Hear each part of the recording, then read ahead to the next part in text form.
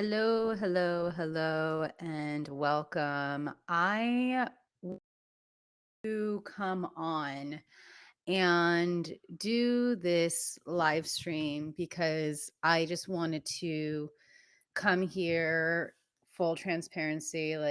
Again, I just got out of the shower, no makeup. I have a freaking sty in my eye. I'm being as transparent as possible, but I wanted to come on to talk about the deeper recovery journey from the New Age religion. Not only myself has been really navigating through, but so many friends that I know that have been actively working to reclaim their power back from the New Age religion. Let's just say what it is. It's a religion that likes to hook into those that are lost and vulnerable and recovering people pleasers, people who are insecure. How do I know? I've been all of that. And I want to talk about the deeper medicine that comes from it. Before I go any further, if this does trigger you, I invite you to ask yourself why. What is coming up? What this is inviting you to reclaim your power from. This is inviting you to look in. This is inviting you to take responsibility for. My intention here is not to harm or hurt anyone. I am here from full love, because I think there's a deeper why behind what's been going on and why we found ourselves in this space. I think so many of us, especially after 2012, they said it was the quote unquote end of the world. But I think what it was just a real opportune time for us to recognize that, like, as we're constantly building this new earth and we are anchoring in 5D unity consciousness, we have to not only unify within ourselves, but that's like the first and overall big step. And then everything, the inner creates the outer, right? So everything from there on the exterior world will be shifted.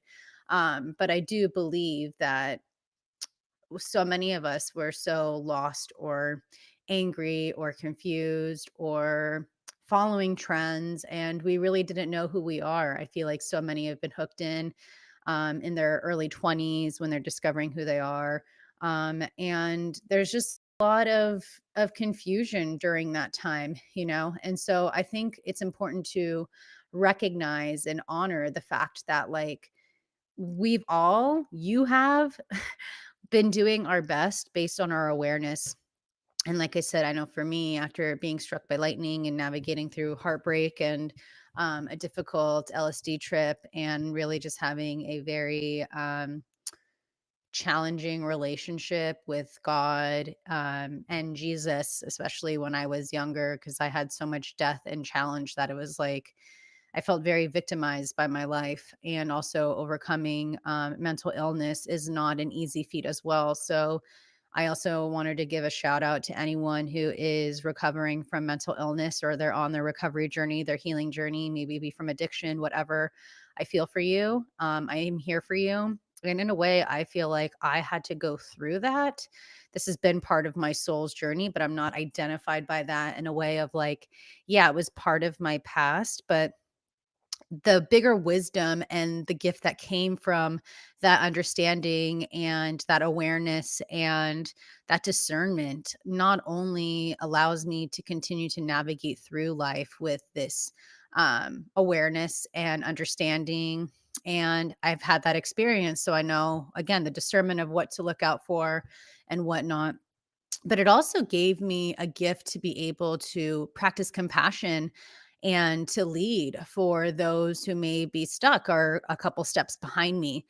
And that's the bigger thing I really want to share about the deeper medicine that really comes from this, is that I feel like, there can be a lot of consciousness traps or loops we find ourselves in when we're so deeply ingrained into the new age. And I know, like I said, for me, especially since I've had seizures and have been in and out of the hospital. And like, I had a pretty profound experience with Jesus right after my last seizure, where I had like a 5 day, what felt like a 5 day ayahuasca experience, which was so profound and healing of my inner child. And um, my grandmother, who just recently passed, she came through.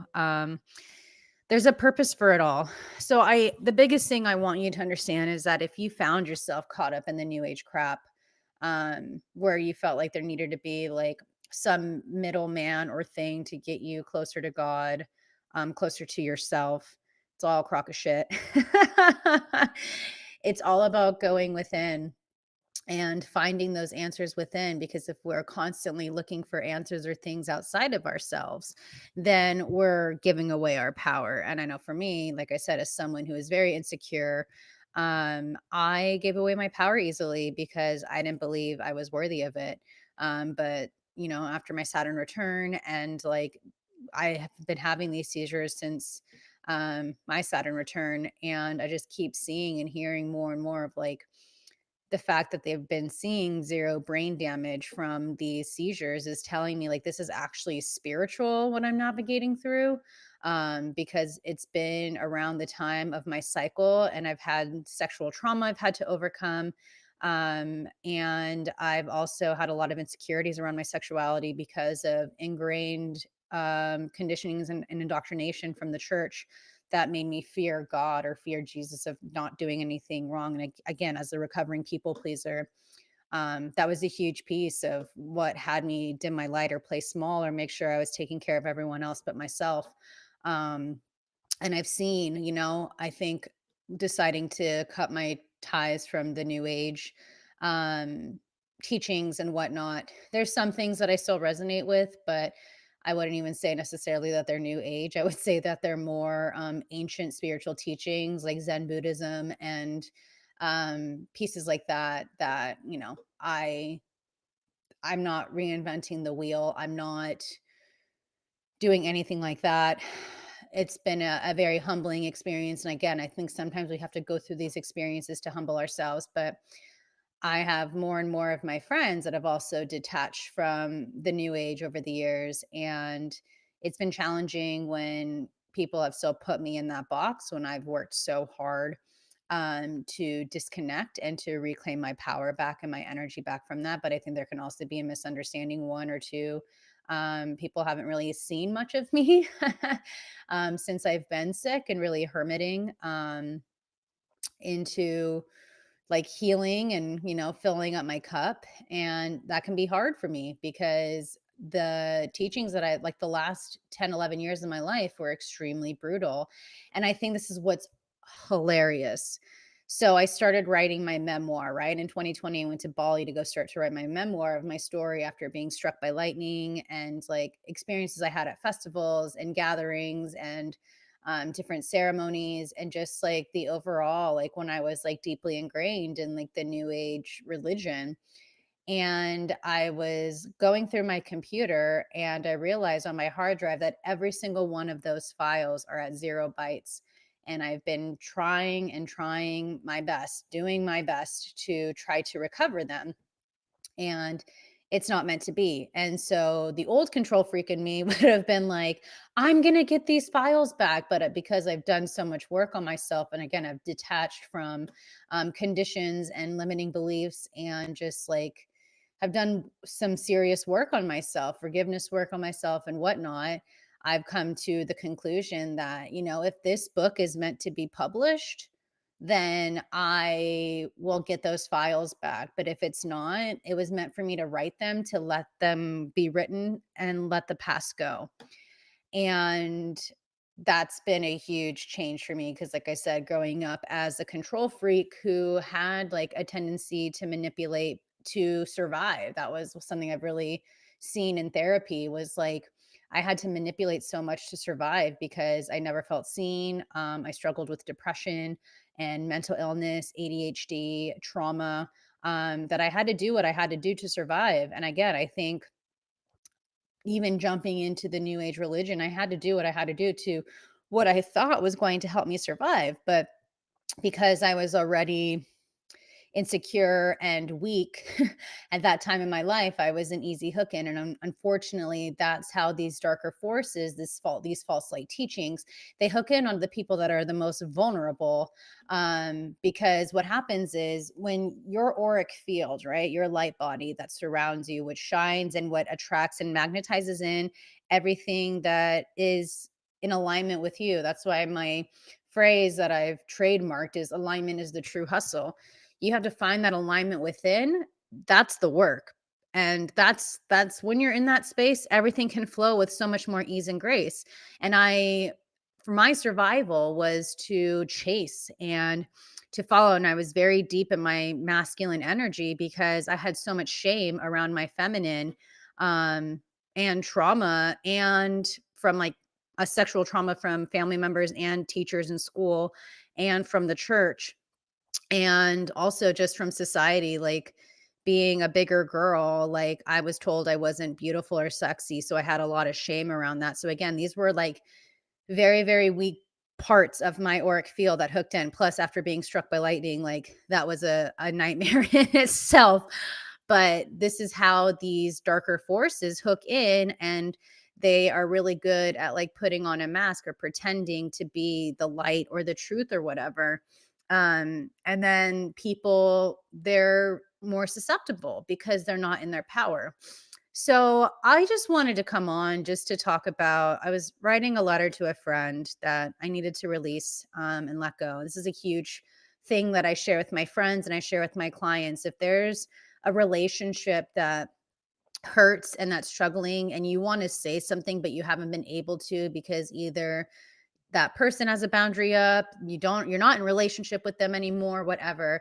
My suggestion is to just write a letter. You don't have to send it, you can burn it, whatever, but write it so that it's not in your mind and it's not constantly looping in your mind. And unfortunately, like I said, as someone who struggled with mental health, had a difficult LSD trip, and didn't have the support I really needed, and was very naive during those times. Plus, again, struggling with depression and disassociation. I was diagnosed with this dissociative disorder my freshman year of college.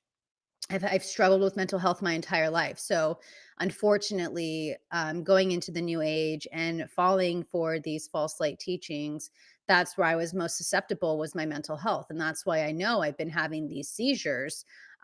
Is because this is how the divine is purging them from my body. Unfortunately, it's the only way that I can release it, and it's interesting because I keep going back to this scripture that I found. And like I said, I was raised very strong in the church. Like I was the girl who like on Sundays was an altar girl and I wanted to only carry the cross. Like that's I would get pissed off if I couldn't have any other role. Like I wanted to lead and carry that. But like I said, because I had so much trauma in the church and just the overall like misrepresentation for women and just shaming women and their sexuality, I shamed mine, and it led to me having completely imbalanced hormones on top of the stress that I had, which increased my cortisol, which increased my estrogen. And learning from my doctor that high estrogen can also cause seizures. This is the thing. I like to get to the root of what's going on. So, going into these new age teachings, I think a lot of us as leaders had to go there so we can see where these dark forces are manipulating and controlling so that we can alchemize, heal, and transmute with the light, with the divine, with God. And there's no accident why so many more people are like working with Jesus and Mother Mary and Mary Magdalene as their main spirit guides. And I just find it fascinating because I'm 33, so I'm in my Jesus year, and I'm in the last couple months of being 33. And this year has been extremely tough with the amount of seizures I've been navigating through, and really difficult endings of friendships and relationships where there's misunderstandings and life, right?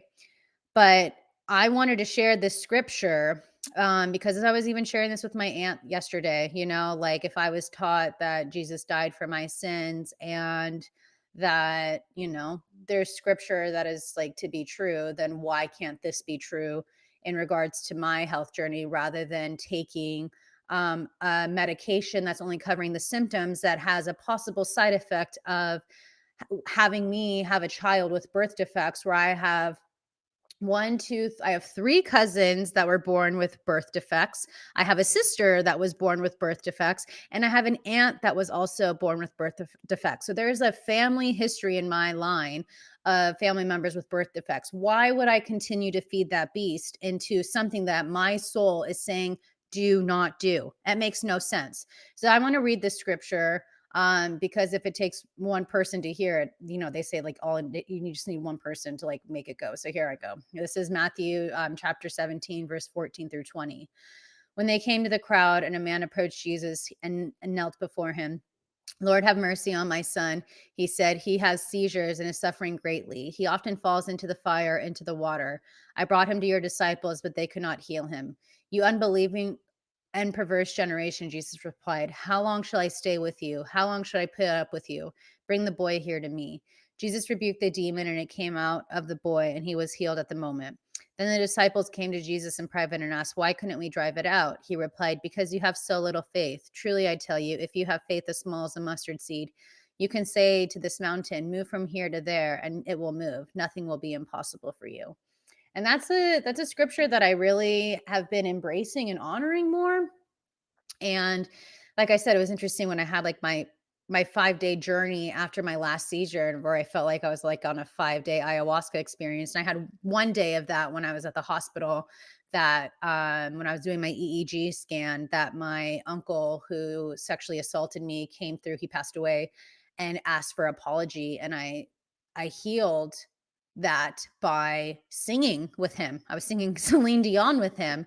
And they have this all on film at at the research hospital that I went to. And again, rather than feeling like a victim of what happened, how can I choose to be victorious, and how can I choose to lead?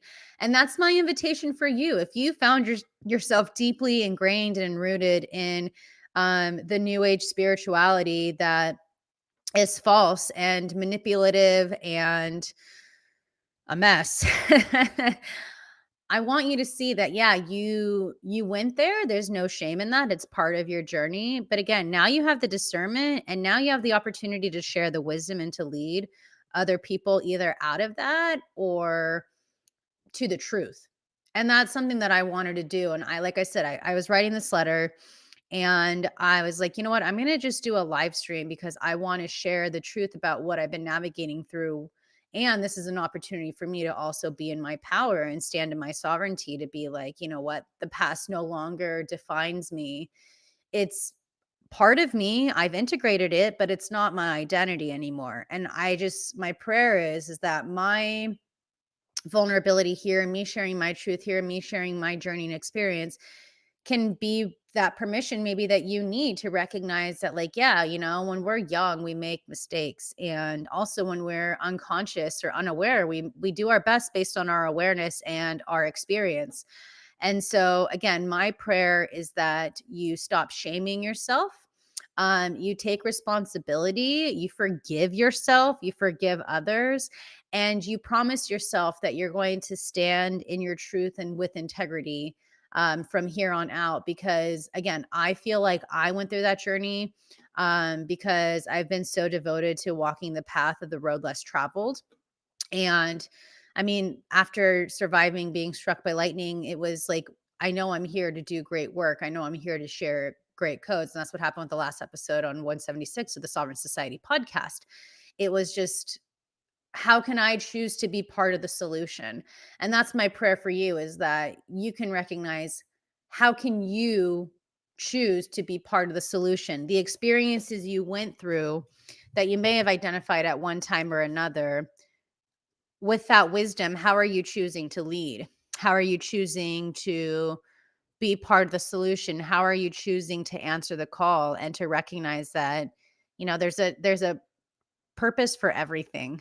And you shaming yourself for something that you once were, or something you once practiced, or what did, that's not going to be you and your power. You're giving away your power to the past, to something that's gone, and you're not making the most of this now moment. And that's what I feel. I lost this book. This was the first book I wrote that I was going to release. And then I was like, you know what? I think I need to write another story, because I don't want people like, who's this bitch? Why should I read her story? Right.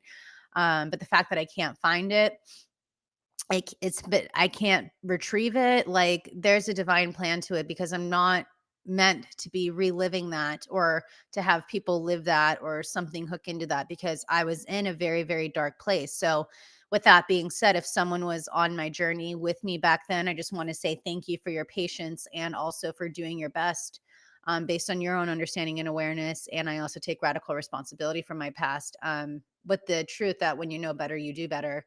And I'm here doing my best to do better. I'm here doing my best to be part of the solution. And yeah, I can say it all I want, but I'm actively taking action to prove that. And I don't need to prove that to anyone outside of myself except myself and to God.